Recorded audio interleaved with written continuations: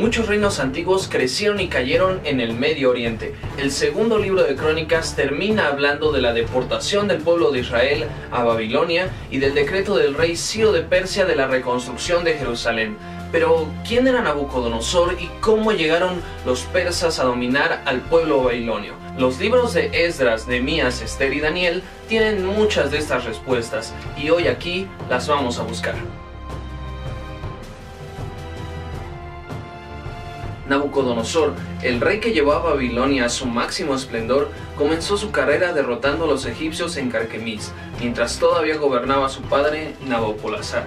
Cerca del 612 a.C., Babilonia logró tomar Nínive, la capital de Asiria, y para el año 605 a.C., a la muerte de su padre, Nabucodonosor ascendió al trono de Babilonia, en donde se mantuvo por 44 años.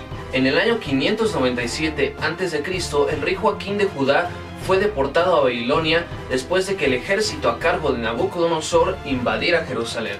Fue entonces cuando Nabucodonosor decidió poner como rey sobre Judá a Sedequías, pero él eligió no someterse a Babilonia y 10 años después de haberse llevado a Joaquín, Nabucodonosor tuvo que regresar a Jerusalén. Estaba llegando la inevitable caída de Jerusalén. Estuvo sitiada 2 años hasta que los babilonios construyeron torres alrededor del muro y los monarcas de Judá tuvieron que huir, aunque el ejército de Babilonia los alcanzó, los castigó y los mató. Entonces Nabucodonosor destruyó el antiguo templo construido por Salomón, los muros de la ciudad y se llevó con su ejército a un montón de cautivos a Babilonia. Cerca del año 587 a.C. parecía que el pueblo de Dios había desaparecido para siempre a causa de su pecado. Babilonia siguió tomando más fuerza mientras Nabucodonosor se mantuvo en el trono. Todavía logró anexar algunos territorios de Tiro y ganarle algunas regiones a Egipto.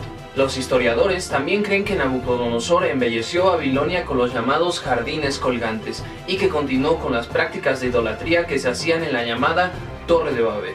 A su muerte se desarrolló en Babilonia una serie de luchas internas entre reyes y sacerdotes por el poder, de los cuales muchos terminaron asesinados, hasta que en el 556 a.C. tomó el poder un hombre llamado Nabonido. El reinado de Nabonido se estaba viendo muy amenazado por la creciente fuerza del imperio medo-pérsico. Por eso dejó a cargo del gobierno a su hijo Belsasar y se fue a establecer a un oasis de Arabia. Belsasar estuvo a cargo del gobierno de Babilonia mientras todavía reinaba su padre.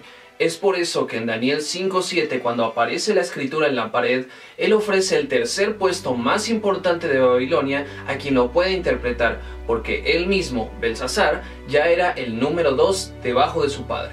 La noche de la escritura en la pared es muerto Belsasar en manos del ejército persa dirigido por Ciro.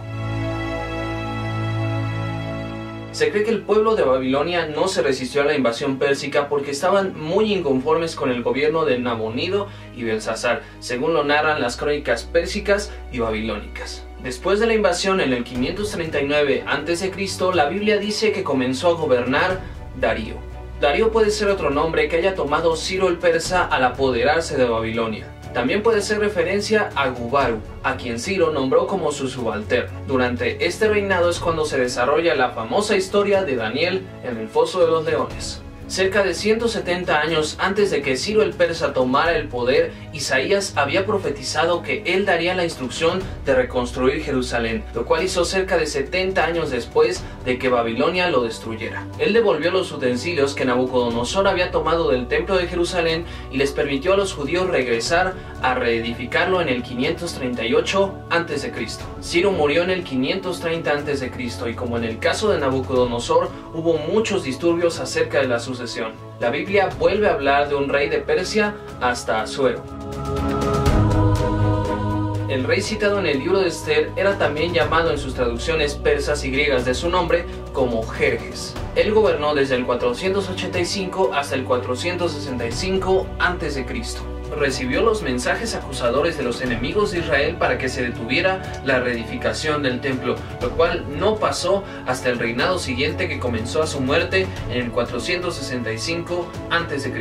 Sobre el reinado de Artajerjes, el libro de Esdras nos dice que otra vez los enemigos de Israel le enviaron una carta, pero él decidió sí hacerles caso y detener la obra. Su reinado terminó en el 424 a.C., dándole paso a un nuevo rey llamado Darío, uno totalmente diferente al mencionado en el libro de Daniel. Bajo su mandato se terminó de construir el templo en el 515 a.C., pues él mandó investigar el antiguo decreto que había dado Ciro y autorizó que se continuara con la reedificación. En ese momento el libro de Esdras da un salto de aproximadamente 30 años de un capítulo a otro y se menciona a otro rey llamado Artajerjes, que fue sucesor de Darío. Nehemías, que era el copero de este rey, recibió autorización para ir a reedificar los muros de Jerusalén, mientras que Esdras fue enviado a Jerusalén con ofrendas de oro y plata para Dios. Artajerjes es el último rey de Persia que la Biblia menciona, pero la historia de los persas no termina ahí, pues entre el año 513 y 333 a.C. lucharon con los griegos por el control del Medio Oriente hasta que Alejandro Magno se lanzó sobre Persia conquistando todo lo que estaba a su paso. El pueblo de Israel apenas se estaba reorganizando. La transición fue larga y está perfectamente descrita en los libros de Esdras y Nehemías, los cuales veremos en un próximo video.